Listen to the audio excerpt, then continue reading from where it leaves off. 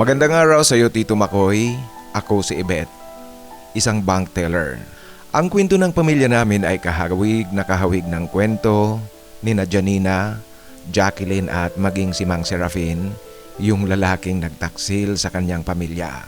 Kasi nawasak ang pamilya namin dahil nga sa kataksilan.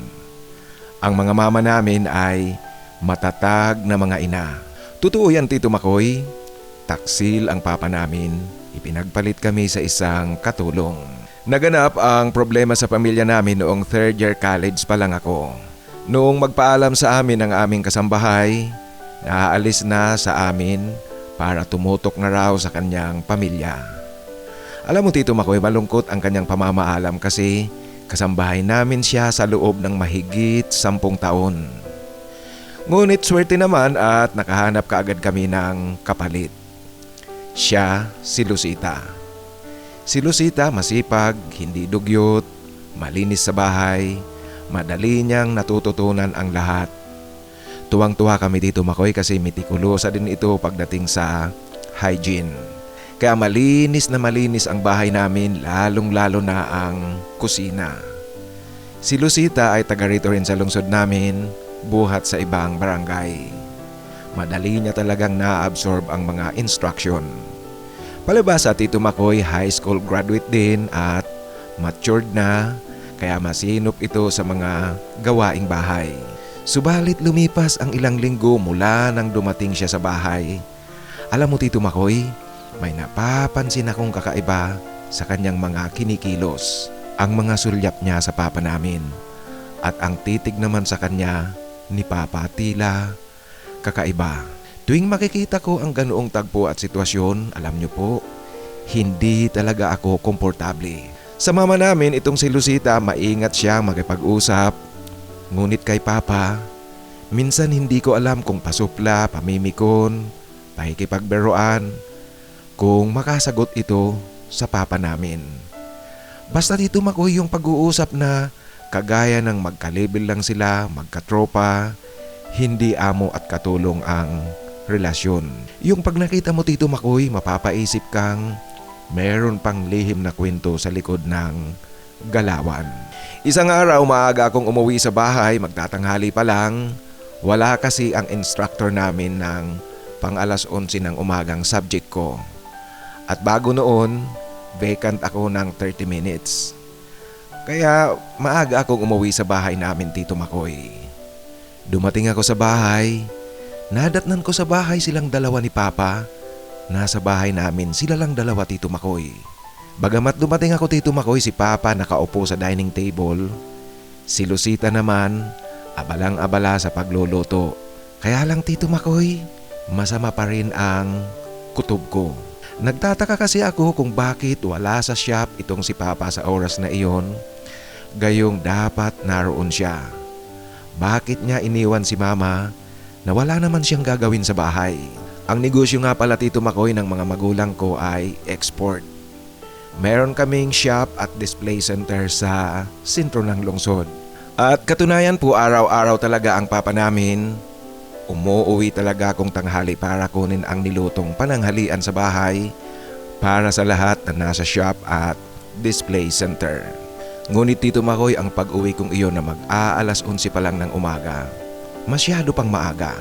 Alam niyo po, gumagana sa akin ang instinct ng isang babae. Tila may milagrong nagaganap. Tinanong ko nga ang mama ko tungkol sa pagkuha ni Papa ng pananghalian. At ayon sa mama namin, Tito Makoy, ganoon pa rin daw. Bagamat paminsan-minsan, mas maaga itong umaalis sa shop para kunin ang pagkain, yung pananghalian.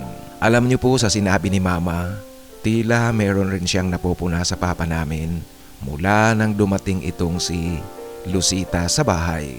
Ang totoo niyan, Tito Makoy, ang pagkakahanap namin kay Lucita ay si Papa ang nakahanap. Ayon kay Papa, rekomendado raw sa kanya ito ng kanyang kaibigan.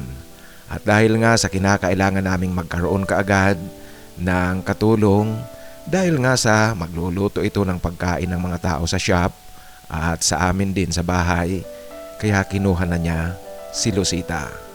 Tito Makoy, kung babalikan ko ang sinabi ni Mama na may nahalata rin siya sa papa namin, Tuluyan kong sinubaybayan talaga ang kilos ng dalawa. Si Papa at ang kasambahay namin. Ako Tito Makoy, araw-araw bihira talagang kumain ng almusal sa bahay. Pumapasok ako sa eskwela, umiinom lang ng tubig at pagkatapos ng first subject ko sa umaga, saka ako nag-aalmusal sa kantin sa loob ng pamantasan. Isang araw Tito Makoy, maaga akong gumising, maagang naghanda, nagbihis para pumasok sa eskwela. Lumabas ako sa kusina namin noong nakabihis na. Naroon si Lucita, abalang-abala sa paghahanda ng almusal. Noong saglit siyang lumabas, ako Tito Makoy dali-daling bumalik sa aking silid. Pagkapasok ko sa aking silid, nahiga ako, hindi ako pumasok sa eskwela. Nilak ko lang ang pinto ng silid ko. Wala akong imik, hindi ako gumagawa ng ingay.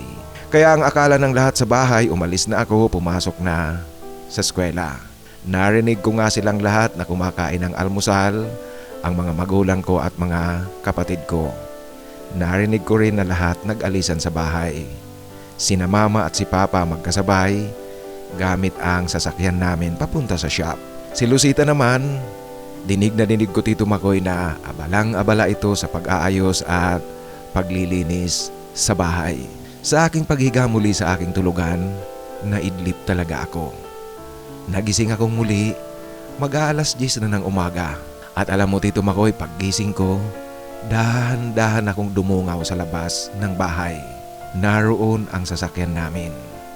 Malinaw Tito Makoy, nasa bahay si Papa.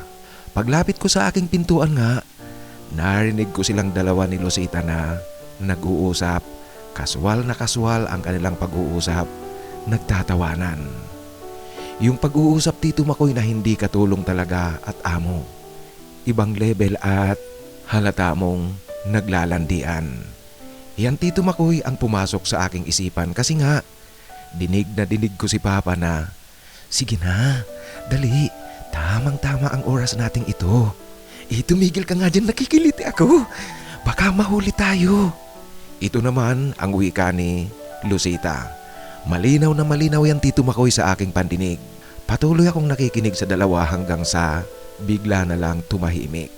Makalipas ang ilang sandali, dahan-dahan akong lumabas sa aking silid. Para hindi ako makagawa ng ingay Tito Makoy, nakayapak lang ako upang ang bawat hakbang ko talaga ay hindi makakagawa ng anumang ingay. Paglabas ko nga, wala sa kusina ang dalawa.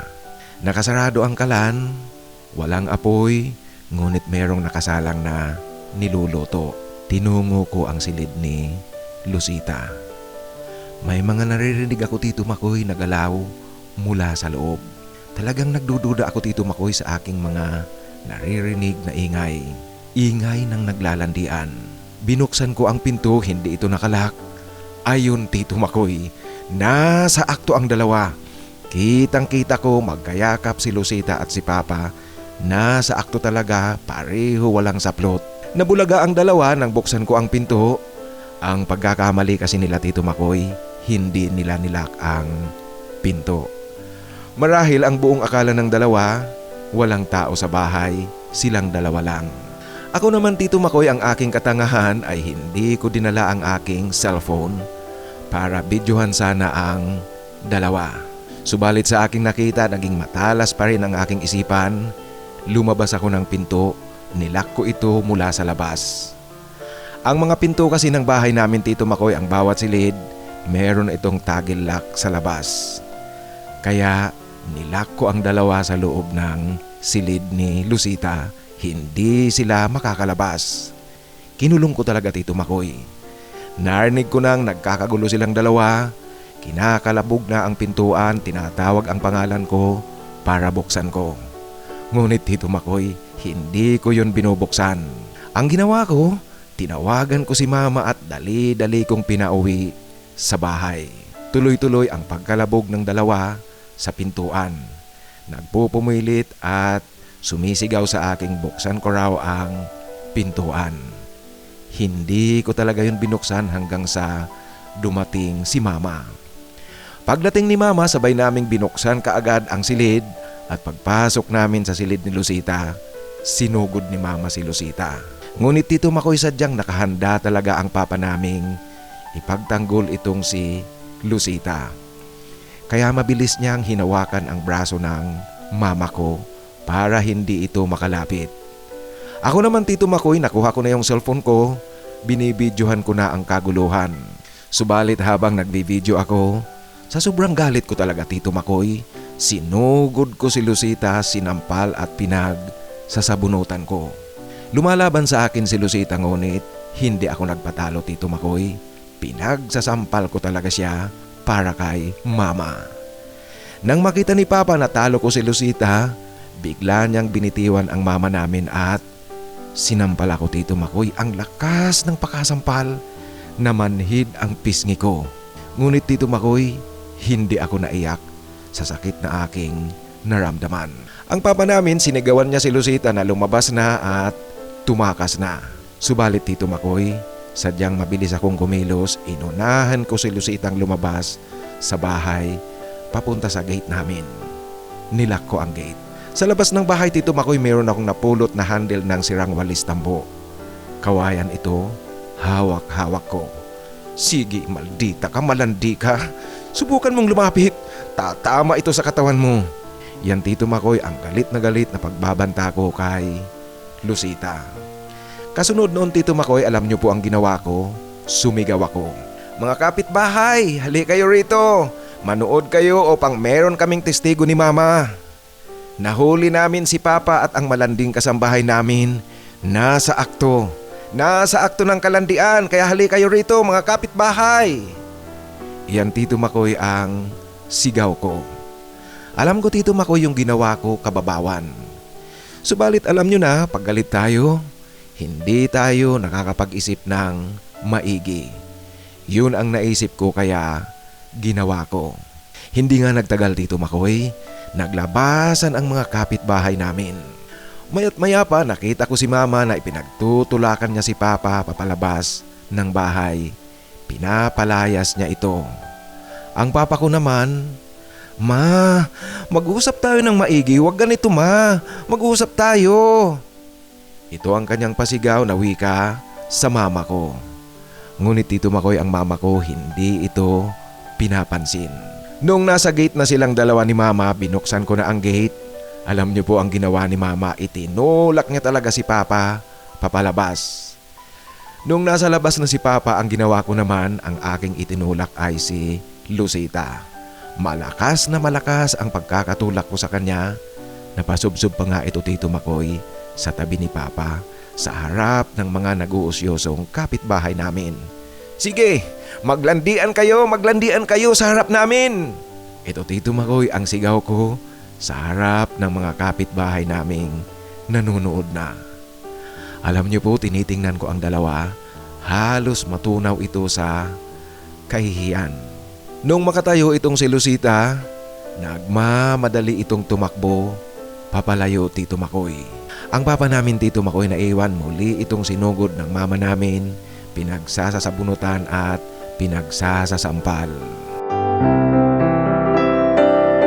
Dahil sa pagkakahuli namin sa papa ko at sa malanding katulong namin sa bahay, umalis si Papa, hindi ito umuwi sa bahay. Ako, Tito Makoy, batid kong ang pag-alis ni Papa ay magpapalamig lang ito sa amin. Subalit, tuloy-tuloy pala silang nagkikita ni Lucita. Ang mama ko naman, dahil nga sa nangyari, nawalan itong ganang pumasok sa shop para asikasuhin ang negosyo. Ilang araw, Tito Makoy, na hindi ito pumasok. At doong pumunta ang mama ko doon sa shop, bago na ang lahat na susi ng mga pintuan. Sinabi rin sa kanya ng isa sa mga manggagawa namin na bilin daw ni Papa na huwag papasukin si Mama. Sa galit ng mama namin, Tito Makoy, nagwala ito. At alam nyo na po, kahit papaano may respeto sa kanya ang mga manggagawa namin, kaya hindi ito nakapalag ng pilitin ni Mamang makapasok. Ayun, Tito Makoy, lahat na pwedeng sirain, lahat na pwedeng basagin, binasag ni Mama. Maintindihan natin, Tito Makoy, ang galit ng asawang pinagtaksilan. Kaya ganoon ang ginawa ni Mama.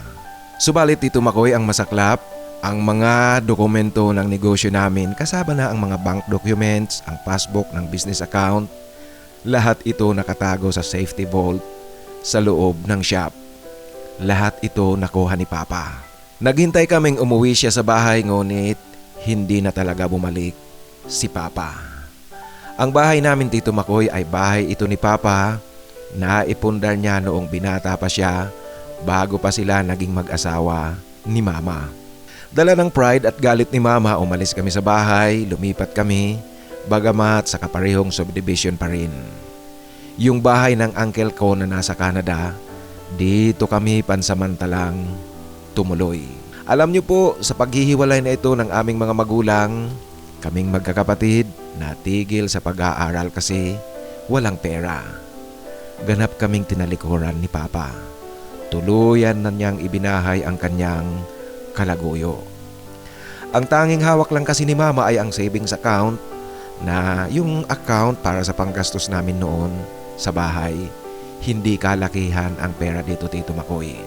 Kaya natigil kami. Ang mama namin nagsampa ng kaso laban kina Papa at sa kalaguyo nito, subalit mahina kasi ang ebidensyang hawak namin.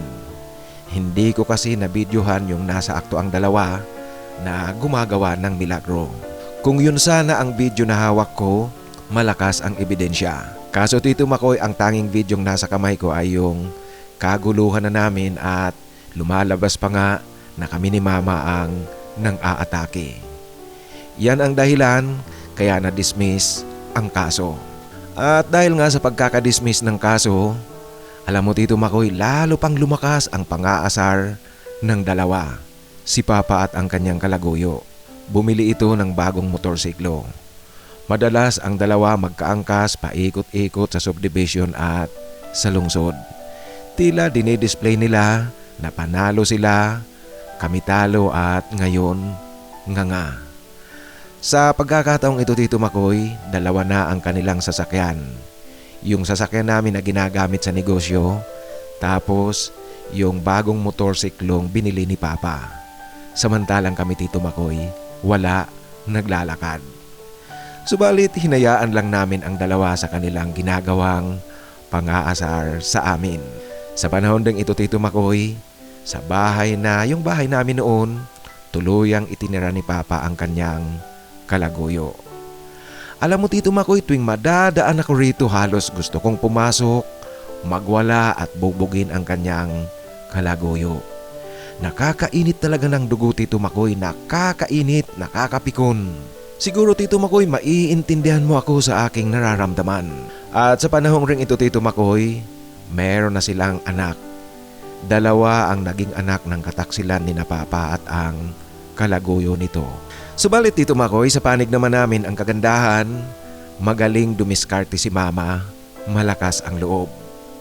Sa pagtigil namin sa pag-aaral, yung kaunting halagang nalalabi sa savings account, ginamit ito ni Mamang puhunan sa negosyo. Tapos umutang din siya sa kanyang mga malalapit na kaibigan. Export business pa rin ang itinatag ng mama namin kasi gamay niya nga ito. Saka Tito Makoy, yung mga kliyente namin sa export business na dati nang pinapangasiwaan ni Mama ay mga suki naman talaga ni Mama. Ang ginawa ni Mama, ipinaalam niya sa kanyang mga suki na bago na ang kanyang negosyo, pareho pa rin ang mga produktong ipinapadala niya sa labas ng bansa. Bago na ang kanyang business account. Kaya kinalaunan pa isa-isa itong nag-alisan doon sa account ng dating negosyo namin na pinapangasiwaan na ngayon ni Papa. Kay Mama muli kumukuha ng mga items ang kanyang mga suki sa ibang bansa. Sa madaling kwento Tito Makoy, maganda ang naging takbo ng export business ni Mama. Lumago ito. Sa paglago ng kanyang negosyo, muli kaming nakabalik sa pag-aaral hanggang sa nakapagtapos ako, nakapasok kaagad sa isang bangko bilang teller. Ang kapatid ko namang lalaki na sumunod sa akin, isa ng computer programmer.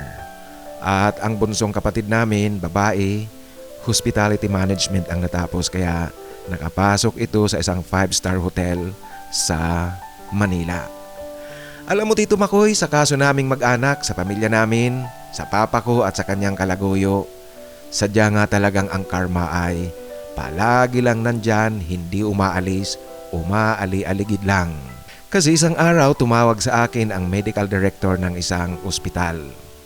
Ayon sa kanya, nakakonfine daw ang papa namin na aksidente sa motorsiklo, siya at ang kanyang kalaguyo. Wala raw nag-aasikasong matino sa papa namin. Buti nga sa kanya, salamat naman sa Diyos at yan ang nangyari sa kanya. Ito Tito Makoy ang sagot ko sa medical director ng ospital.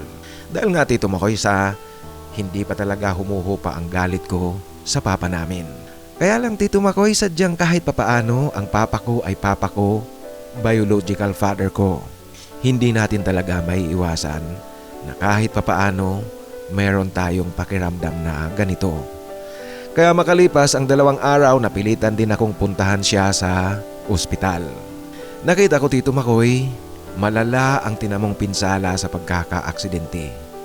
Hindi biro ang damage sa buto sa binti ng papa namin. Yung babae Tito Makoy na nakaangkas lang, mas malala ang kanyang tama. Yung paa niya kasi na-dislocate, ang kanyang kanang paa Tito Makoy na iba ang direksyon ng talampakan. May durog na buto sa kanyang binti. Tapos natanggalan ito ng 4 na ngipin. Malakas ang impact ng pagkakaaksidente at tila nga himala na buhay pareho ang dalawa. Alam mo Tito Makoy, ang pumasok kaagad sa isip ko, talagang ang dalawang ito likas na masasamang damo. Hindi ako nag-usisa pa kung ano ang nangyari kasi tila Tito Makoy wala akong pakialam na alamin kung ano man ang nangyari sa aksidente at kung merong kaso iyon, wala akong pakialam sa kanila. Nasa general ward ang papa namin at ang kanyang kalaguyo. Magkatabi ang kama na kanilang nahihigaan. Alam nyo Tito Makoy, hindi ko kayang manatiling nakikita silang dalawa, lalong-lalo na ang hitad na malanding kalaguyo ni Papa. Kaya ang ginawa ko, ipinalipat ko sa private room si Papa. Ang nakakatawa Tito Makoy, alam nyo po, ang buong akala ng mga staff ng ospital, yung dalawa ang ililipat sa private room. Kasi matapos na mailabas ang papa namin papunta sa private room, inaayos din nila ang higaan ng kalaguyo ni Papa para ilipat. Tito, isa lang po. Ang papa lang namin hindi kasama yung kalaguyo niya. Ayan Tito Makoy ang malakas na pagsasalita ko sa loob ng ward. Tinginan ang mga pasyenteng naroon at ang mga bantay na nasa general ward. Alam mo Tito Makoy, talagang aaminin ko sa'yo, maldita ako kung pagkamaldita ang pag-uusapan namin. Kaya nagpatuloy ako. Naku po, totoo po yung narinig nyo. Papa ko yung inilipat namin at ito naman ang kanyang kalaguyo. Dati namin siyang kasambahay. Siya ang babaeng nangwasak sa pamilya namin. Alam nyo, nahuli ko silang dalawa nasa akto. Nasa akto talaga ng kalandian at yang babae ang nasa ibabaw. Totoo yan, hindi ko ikinakaya, ako mismo ang nakahuli. At ito namang matanda dito sa katabi niya, yan ang kanyang inang konsentidora. Yan Tito Makoy, ang wika ko. Dahan-dahan ka naman ang pananalita mo dyan. Baka tamaan ka sa akin. Ito Tito Makoy ang matapang na pahayag ng matanda, yung ina ng hitad na kalaguyo ni Papa. Bakit po nasasaktan kayo? Totoo naman, konsentidor ka. Alam niyo po kung hindi ka konsentidor, dapat sana sinaway mo yung malandi mong anak sa pagsira sa pamilya namin. Ngunit sinaway niyo po ba? Hindi niyo sinaway. Ngayon nga kasama pa kayong nakatira doon sa bahay namin. Makapal rin naman ang mukha niyo, mga gold digger. Ito Tito Makoy ang buong tapang na pananalita ko, sagot ko sa matanda. Kaya lalong nagtinginan sa kanila ang mga tao sa loob ng general ward. Alam mo Tito Makoy, ang medical director natawa sa akin. Ibit, nako talaga, parehong-pareho kayo ng anak ko. Kaya naman talaga magkaibigan kayo. Nako Ibit, ikaw talaga. Yan Tito Makoy ang wika ng medical director. Talaga po Tito. Yan din Tito Makoy ang sagot ko sa kanya. Alam niyo po ang medical director ng ospital, papa siya ng kaibigan ko at kaklase noong college. Kaya kilala niya ako, malapit ako sa kanila kaya tito nga ang tawag ko sa kanya. Maigi ang pag-aasikaso namin sa papa namin habang naka-confine ito sa ospital. Ang kapatid kong lalaki ang madalas na nagbabantay sa kanya Tito Makoy kasi freelance programmer kasi ang kapatid ko Tito Makoy kaya maging sa ospital, pwede niyang gawin ang kanyang trabaho sa mga kliyente niya. Alam niyo po sa madalas na pagpunta-punta ko sa ospital, gaya ng inaasahan natin Tito Makoy, humihingi ng tawad ang papa namin, patawad raw sa kanyang pagkakamali. Naku po, tumigil kayo dyan. Hindi kayo nagkamali. Ginusto mo talaga at plinano mo ito. Alam ko magkalaguyo na pala kayo bago nyo pa dinala sa bahay ang malanding babaeng yon. Ang pagiging katulong ay paraan nyo lang para tuloy-tuloy kayong dalawa. Alam mo pa, plano mo talagang wasakin ang pamilya natin. Kasi kung hindi mo plano, bakit mo dadalhin sa bahay natin ang iyong kalaguyo?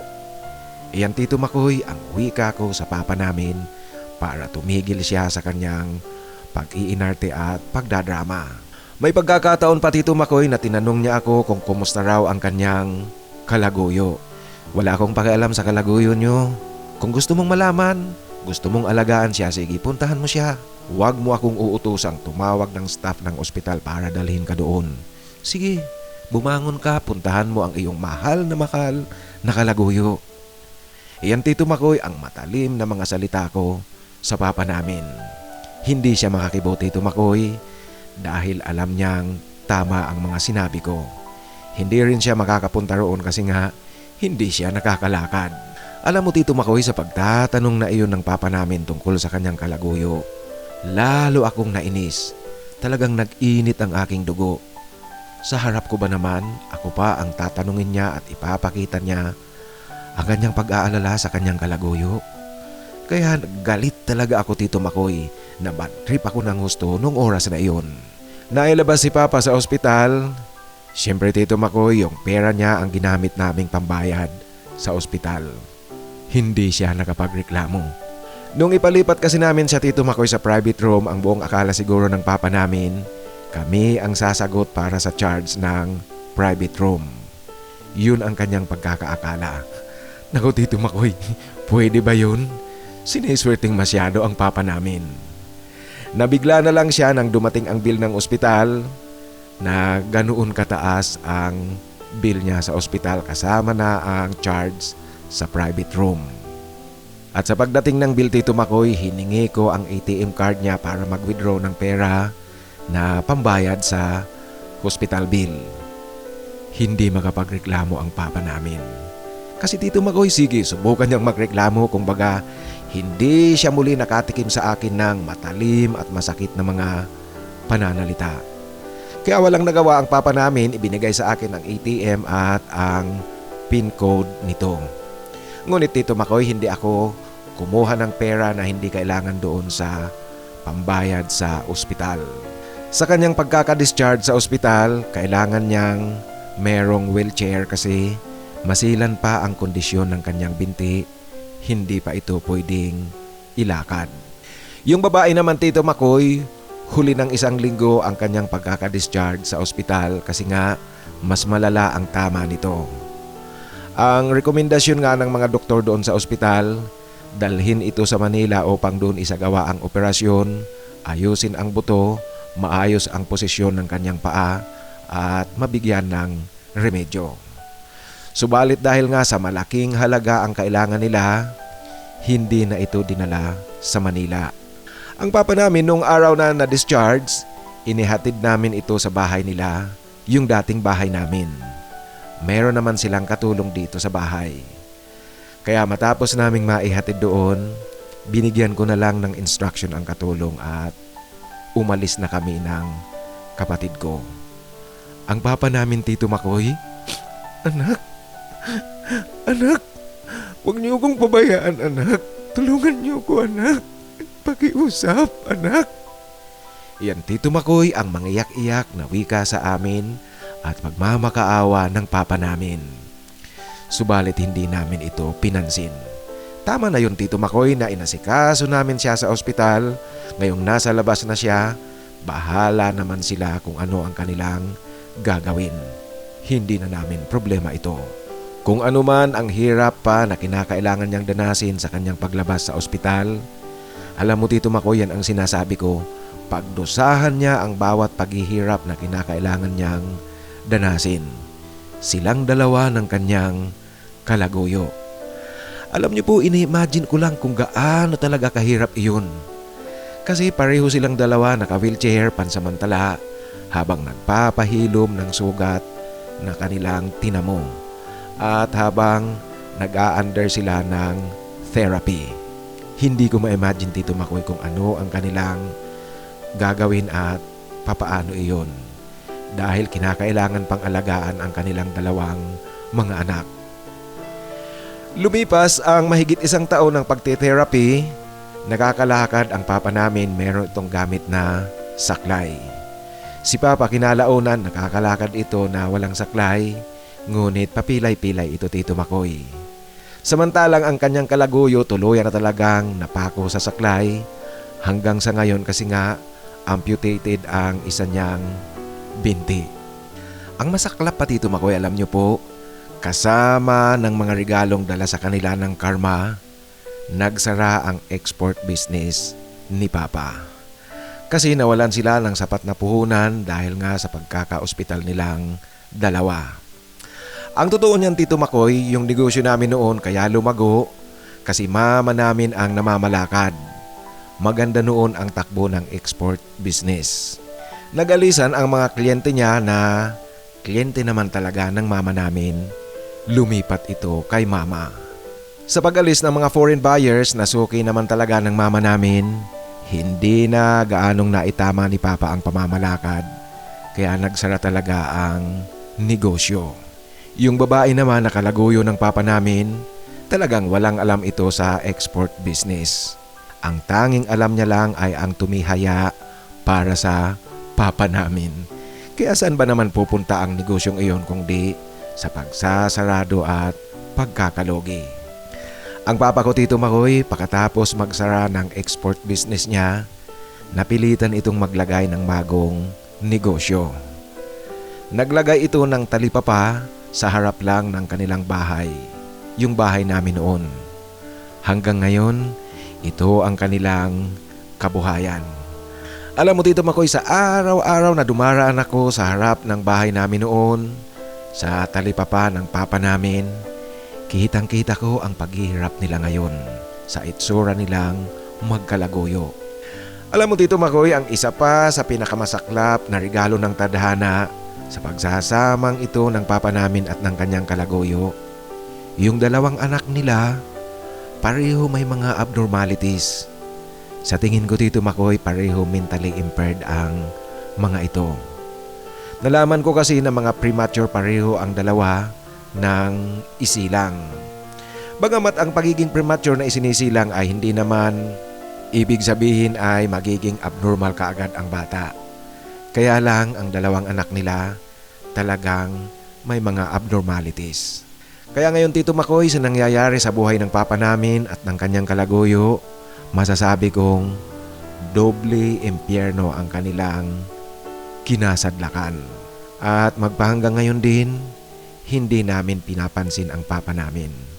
Kahit pa inasikaso namin siya noon sa ospital noong maaksidente siya, ngunit pagkatapos noon, bumalik kami sa dati, yung wala na talaga siya sa buhay namin. Tuwing dumaraan nga kami sa kanilang talipapa, ni hindi man lang kami lumalapit o kaya bumabati sa kanya. Dumaraan lang talaga kami na parang wala lang. Katunayan nga niyan, Tito Makoy, nagpakasal kami ng aking boyfriend noon na asawa ko na ngayon. Hindi ko rin pinaalam sa papa namin. Hindi namin ipinaalam sa kanya. At ngayon meron na rin akong anak. Ang cute ng anak ko, Tito Makoy. Matabil at bibong-bibo. Ngunit magpahanggang ngayon hindi niya kilala si papa na lolo niya. Kasi, Tito Makoy, hindi ko talaga ipinapakilala ang papa namin. Alam mo Tito Makoy, pauwi sa bahay namin at paalis sa bahay namin papunta ng sentro o kaya saan man, walang ibang dadaanan kundi ang dumaan doon sa harapan ng dating bahay namin noon, ang bahay na ngayon ni Papa at ng kalaguyo niya. Tuwing dumaraan kami Tito Makoy, nakasama ko ang anak ko, nakikita ko ang papa namin na nakatitig ito sa akin at sa kanyang apo.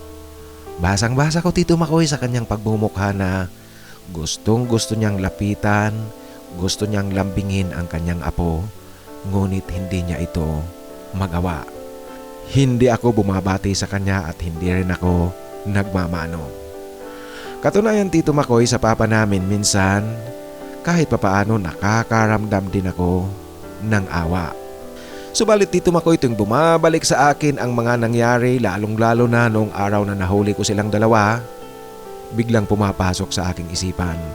Magdusa siya, bagay lang yan sa kanya. At sa babae naman Tito Makoy, ang palagi kong sinasabi, buti nga sa kanyang napilay siya. Ang kanyang miserableng buhay at ang kalagayan niya ngayon, bagay lang sa isang babaeng makati. Kung iisipin nga Tito Makoy, para sa akin, kulang pa ang kanyang pagdurusa ngayon para mapagbayaran niya ang kanyang ginawang pangwawasak sa pamilya namin. Kahit pa Tito Makoy sabihin nating maaaring ang papa namin ang nag-umpisa, ngunit kung matino ang isipan niya, kung hindi siya masamang babae, dapat sana tumigil siya kasi alam niyang pamilyadong tao ang papa namin. Subalit sa halip na ganyan ang kanyang gawin, tumapang pa ito, kumapal ang mukha at yun ngang nang-aasar pa sa amin noong na-dismiss ang kasong isinampa ni Mama. Kaya bagay lang sa kanya Tito Makoy at kulang pa nga talaga kung anumang pagdurusa ang kanyang dinaranas ngayon at habang buhay. Pasensya na po kayo Tito Makoy sa aking inaasal, ngunit siguro naman hindi nyo pa ako masisisi kung ganyan ang aking nararamdaman. Kasi nga Tito Makoy, ilang beses kong narinig sa iyo na kung anak ako sa labas tapos pinabayaan ng aking ama, pinabayaan kami ng aming ama, matatanggap ko iyon. Ngunit kami ang kanyang legal na pamilya, ang legal na anak, kami ang tinalikuran, ipinagpalit sa kalaguyo. Kaya Tito Makoy, hindi mo ako masisisi kung ganito na lang ang galit ko magpahanggang ngayon. Hanggang dito na lang po ang aking kwento Tito Makoy. Sana po piliin nyo rin at ibahagi dito sa iyong channel. Ang isa sa mga nakikinig mo, Ebet.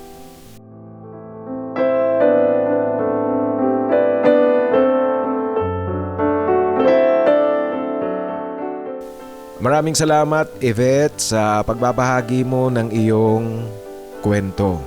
Alam mo, hindi kita masisisi dyan sa pakiramdam mo ngayon kung hanggang sa ngayon, kahit na ilang taon na ang lumipas, hindi pa humuhupa ang galit mo sa papa mo at sa kanyang kalaguyo. Kasi maging ako mismo, nakikita ko na yung galawan nilang dalawa parang calculated moves lahat. Mantakin mo nga naman, dinala pa sa bahay niyo ng papa mo ang kanyang kalaguyo. Kaya hindi kita masisisi, hindi ko kayo masisising mag-ina, kayong magkakapatid, kung hanggang ngayon, hindi nawawala ang galit nyo sa papa nyo. At totoo nga yan, ang karma palagi lang nandyan, umaali-aligid lang, tsumitsimpo lang ng tamang timing. Ngunit nakikita ko rin sa iyo na darating ang araw, mapapatawad mo ang iyong ama. Kasi nga, ang nakita ko yung indikasyon doon nung inalagaan nyo siya ng maaksidente, nagtiyaga kayong magbantay sa kanya sa ospital. Sa muli, maraming salamat sa pagbabahagi mo ng iyong kwento. Ngayon mga kaibigan, sa ating shoutout, kakaunti lang ang nagpapa-shoutout doon sa sinusundang upload nito. Yung ang pag-iibigan namin ni Laiko, kapitbahay ko. Shoutout ngayon sa ating kapatid na si Ricky alias Top Gun ng Aloha State of Hawaii. Ricky, maraming salamat sa tuloy-tuloy na pakikinig at shoutout sa iyo. Shoutout na rin sa ating mga kababayan dyan sa Hawaii, USA. Ganoon din ang ating kapatid na si Mauro Sarmiento. Shoutout sa iyo Mauro Sarmiento ng Alberta, Canada. Maraming salamat, Mau, sa pakikinig at sa tuloy-tuloy na suporta. At shout out na rin sa ating mga kasamahan dyan sa Alberta, Canada. Nasa Canada pala itong si Mauro Sarmiento. Ganoon din ang ating kapatid na nasa South Korea, si Joffer. Tuloy-tuloy ang kanyang pagpapa-shout out. Maraming salamat, Joffer, sa tuloy-tuloy na suporta at pakikinig. Ang ating kapatid naman na si Benjamin, kung hindi ako nagkakamali, si Benji Lee ito ang kapatid natin na nasa Davao de Oro. Si Benjamin Lee, ang kanyang sina-shout out ay ang kanyang mga pamangkin na nasa Middle East pala ngayon. Nag-aalala itong si Benji sa kanyang mga pamangkin. Sana raw ligtas ang kanyang mga pamangkin. Kaya sa mga pamangkin ni Benji Lee na nasa Middle East, shout out sa inyo at ingat kayong palagi dyan. Ang paalala at pangungumusta buhat sa inyong uncle na si Benji. Benji Lee, maraming salamat sa tuloy-tuloy na pakikinig. Ang isa pang nagpapa-shoutout sa atin, ang ating kapatid, ang kanyang handle name si The Lion Das M1Z. At itong si The Lion, gusto niya rin daw humanap ng forever. Ano, The Lion, gusto mo bang isama kita sa regular na hinahanapan natin ng forever? Yung Team A at Team B? Pakisabi mo lang sa comment kung gusto mong isama kita doon para isama na kita sa ating regular na hinahanapan ng forever. Sa muli, The Lion, maraming salamat at shout out sa iyo. At ang ating kapatid, unang-una gusto kong humingi ng paumanhin sa ating kapatid na si Timothy Gonzales. Kasi mga kaibigan, may mga pa-shoutout pala siyang nakaligtaan kong i-shoutout. Kaya, team, sorry talaga doon sa mga nakaligtaan ko. Ngunit ngayon, shoutout sa iyo at maraming salamat sa tuloy-tuloy na pakikinig at suporta. Ingat kang palagi. Timothy Gonzales. Gusto kong i-mention ngayon, hindi siya nagpapa-shoutout, itong si Beerful Love 6981. Alam nyo, natutuwa kasi ako sa kanyang mga pagbati sa atin. Yung good evening everyone, yung ganan. Yung sinasabi kong isa yan sa literature, isa yan sa mga sinasabing yung creative writing na maiintindihan ng mga makakabasa, bagamat hindi alinsunod sa normal na pagsulat, ngunit creative nga, kakaiba siya, ngunit naiintindihan. Sa muli, Bear for Love 6981, shout out sa iyo. At ang ating kapatid naman na si Clark V51, ang kanyang handle name, Clark, tatawagin na lang kitang Clark. Clark, shout out sa iyo. Alam niyo, natutuwa ako dito kay Clark kasi doon sa kwentong Ang Lihim ni Kuya Andoy, ang sinabi niya, ang ganda raw ng boses ko tapos ang tawa ko parang tik-tik. Maraming salamat sa iyo, Clark. Alam mo, natawa talaga ako dito sa comment mo. Maraming salamat sa suporta at pakikinig at special mention sa iyo. Ganoon din ang ating kapatid na nasa Dubai, si Adon Adon Vlogs. Shout out sa iyo, Adon Adon, at natutuwa kami na ayon sa comment mo, ligtas naman kayo dyan. Sa ating mga kapatid na nasa Middle East, sa muli po ang aking paalala, triple ingat. Kung hindi naman talaga kinakailangang lumabas ng bahay, iwasan na muna ang lumabas ng bahay. Kasi mahirap na ang sitwasyon ngayon dyan. Ako nga actually meron akong schedule na second trip ko sa Riyadh after Ramadan. Kaso sa tingin ko, hindi muna ito mangyayari kasi nga dahil sa kaguluhan dyan ngayon. Tingnan lang natin, kaso malapit nang matapos ang Ramadan, kaya maaaring hindi matuloy ang aking pangalawang biyahe dyan sa Riyadh, sa Saudi Arabia. Kaya mga kaibigan, kayong lahat na nasa Middle East, ingat kayong lahat dyan. At sa ating mga hinahanapan ng forever, ang aking babanggitin ngayon ay ang Team A. Para doon sa mga ngayon palang nakapakinig dito sa ating kwentuhan, ang mga pangalang babanggitin ko po, naghahanap yan ng forever. Ang ibig sabihin, naghahanap sila ng seryosong relasyon. Ang naghahanap ng forever, sina Alvin Calalang, Dominador Patawaran, Paulo Laison, Jason Hanson, Julius Espirito, si Neil R., Sam Barito, Ramon Sarmiento at si Chor Baril. Kung kayo po ay naghahanap ng forever, yung mga pangalang binanggit ko, naghahanap yan, kaya maaari nyo silang kontakin. Para doon naman sa mga nais na magpa-shoutout, sa muli po sinasabi ko sa inyo na pakisulat sa pinakahuling upload para siguradong mabasa ko yan. Kasi kung nasa lumang upload na, napakalaki ng posibilidad na hindi ko yan mabasa. Mabasa ko man yan, masyado nang matagal, masyado nang late. Kaya palagi pong sa pinakahuling upload kayo maglagay ng inyong pagnanais na magpa-shoutout. Sa mga nais namang magpadala ng kanilang kwento, ipadala lang po sa aking email titomarcos@yahoo.com. At sa inyo pong lahat mga kaibigan, maraming salamat sa tuloy-tuloy na pakikinig at suporta. Sumainyo sana ang biyaya, napakalaking biyaya galing sa itaas.